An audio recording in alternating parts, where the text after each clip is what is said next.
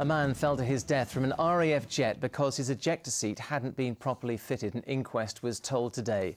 Mike Harland, a 44-year-old navigator, died after his seat slipped from the tornado during a test flight over Norfolk 3 years ago. An accident investigator told the jury in Norwich. He said a faulty lock was the most likely cause. The inquest is expected to end later this week. A pensioner from Norfolk who was forced to cancel a holiday because of the outbreak of the Second World War has finally taken his trip thanks to a credit note. Len Townsend, who's 89 and from Ludham, eventually made it to the Isle of Wight last weekend after a 70-year wait. Kate Prout has more. September 1939. England declared war on Germany. Just about the time that Len Townsend was due to visit the Isle of Wight with a group of friends. But instead of holiday snaps in the family album, today there are pictures of his time in the war. Of course, it was cancelled, and they sent me a credit note for the deposit that I'd paid, 10 shillings. Len signed up to become first a gunner in the Air Force, then a Navy radio operator. He went on to be involved in the Normandy D-Day landings, and over the course of the next 70 years, he got on with his life, getting married and having a family. And when he recently found that credit note, his son contacted the hotel and they offered him a free weekend. We're in the business of creating memories for people, and I think that it was such a lovely story. We didn't really need to think about it and just thought, what a great opportunity. And for Mr Townsend, 89 years old now, always wanted to come to the Isle of Wight, and what better place for him to come. Len, his son Jeremy and his wife spent 3 days on the island taking in the sights, but it turns out it wasn't the first time Len had visited those shores.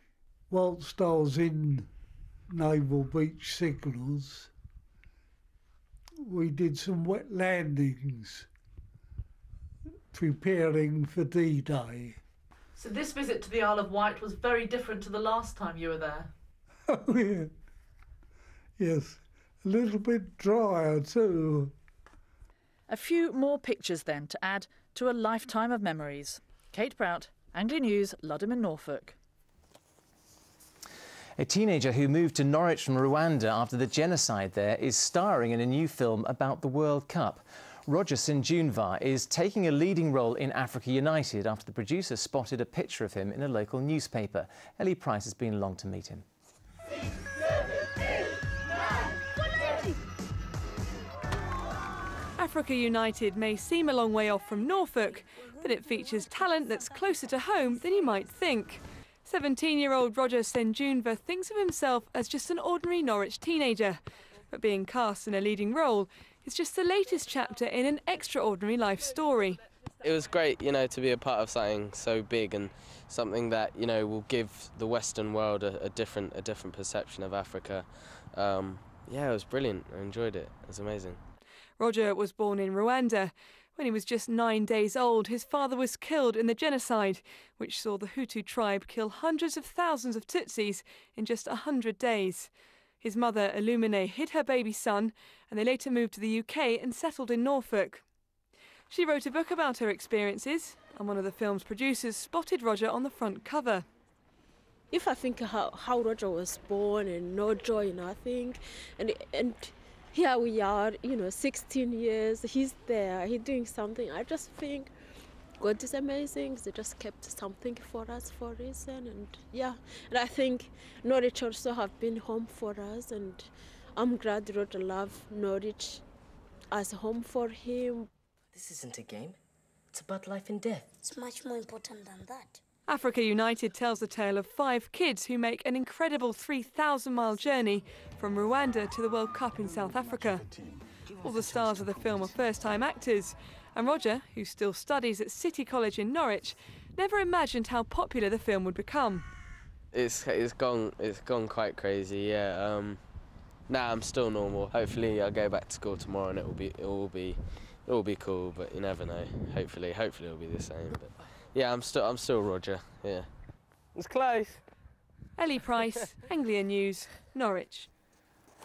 What a star. Right, football closer to home and matches for both of our teams in the Championship tonight.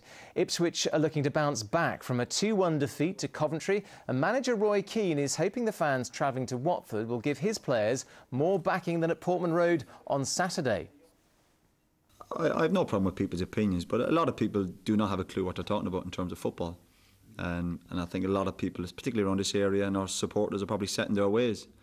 And instead of worrying about tactics and systems and moaning and groaning, I would say get behind the players, particularly the younger boys. I think the major problem for a lot of supporters out there, not just this club, is I think a lot of supporters don't know too much about the game. I wonder how that's going to go down with the fans. Right, meanwhile, Norwich are looking to bolster their promotion push with a home win. That's against struggling Crystal Palace in the bottom 3 at the moment. 20 places separate them after Norwich held QPR to a draw on Saturday. As Palace, managed by former Ipswich boss George Burley, they lost to Millwall.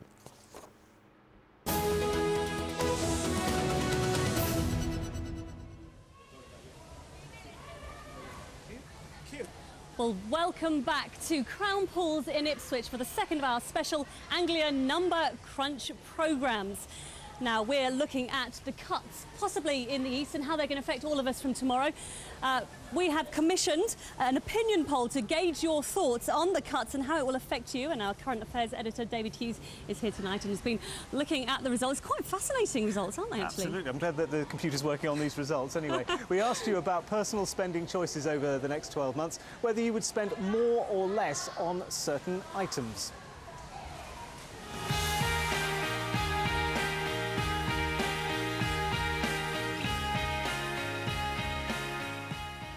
We asked people in the YouGov survey whether they'd be spending more or less on items like going on holiday, going to restaurants and pubs, and on clothing. Not surprisingly, overwhelmingly, most people said they wouldn't be spending any more. But the top answer in many cases was that people would be spending the same amount. For instance, nearly 60% thought they'd be spending around about the same on going out to pubs and restaurants, compared with 37% who thought they'd be spending less. On clothes, it was more or less a split. 49% spending about the same, 44% spending less.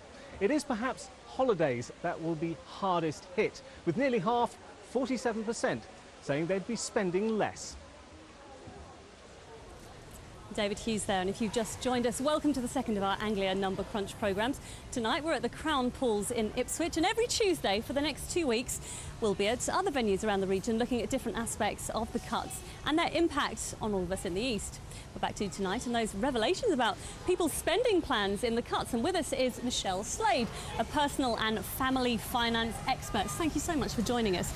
It's quite fascinating, isn't it? Many of us are just not cutting back at the moment at all. I think that's correct, yeah. I think what's happening is people are waiting to see what impact the spending review tomorrow will have on their own personal finances, and then adjusting their spending accordingly after that. Well, that's it, isn't it? I mean, because if you don't have a job, you haven't got the spare cash to spend on things you don't need.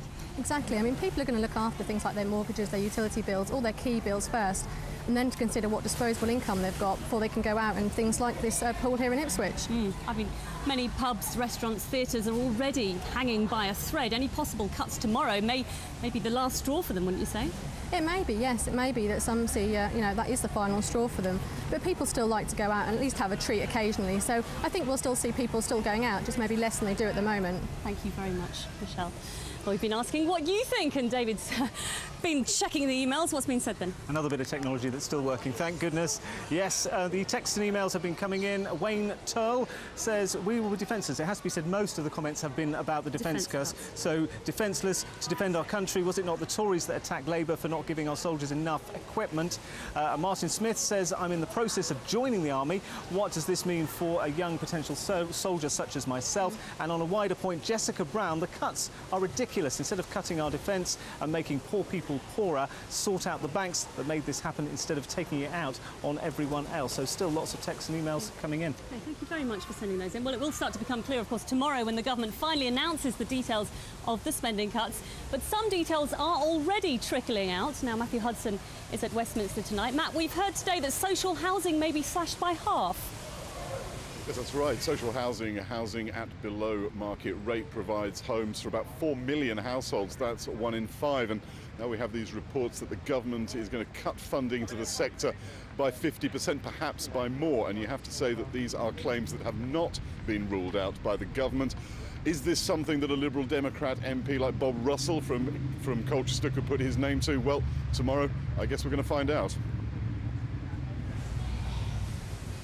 Thank you, Matt. Well, tonight, of course, we've been speculating. Tomorrow, we will know exactly where the cuts will hit and what the government has in store for us all. That's all we have time for tonight. We'll be back, of course, with our next Anglia Number Crunch in a week from now. But from Ipswich, from David and from me, thank you so much for joining us. Bye-bye. Thank you very much indeed for that, guys. Well, it's pretty warm in the Crown Pools, wasn't it? But I think it's going to be getting pretty cool over the next few days. Let's see what the weather's up to. Here's Amanda. And that's just about it on the night that the cuts came early for Anglia tonight. Tomorrow at 6, we're going to have a very special edition of the programme. We're going to focus on what the government's comprehensive spending review has in store for all of us. Now, we're going to look at how the cuts will also affect you and the region as well. Do join us for that if you can. For now, though, from all of the team here,